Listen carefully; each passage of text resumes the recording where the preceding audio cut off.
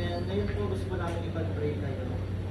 And we ask everyone po na close our eyes po and feel the presence of our Lord Jesus Christ. Lord, maraming salamat sa kamong ito. Salamat, Lord, sa buhay na ipinagdalog niyo sa bawat isa sa amin. Salamat, Lord, sa mga magulang na rin na nag-aalaga sa kanilang mga anak.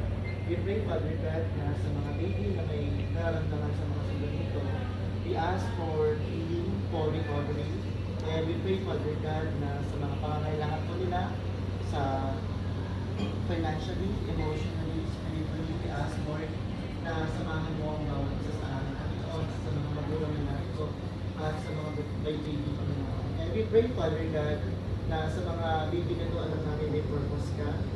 Alam namin, Lord, na may gagawin ka pa sa kanila. And we ask, Panginoon, na panalangin namin ay iyong ningin, Panginoon.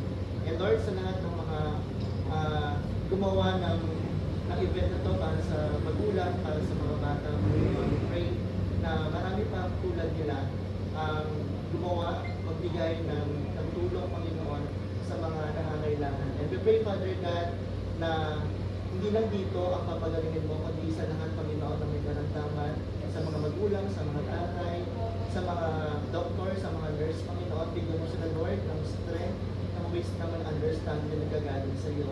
Para patuloy namin maramdaman, Lord, ang pag-asa, ang kasiyahan, sa pagkatalang namin na kaparating na po ang Pasko.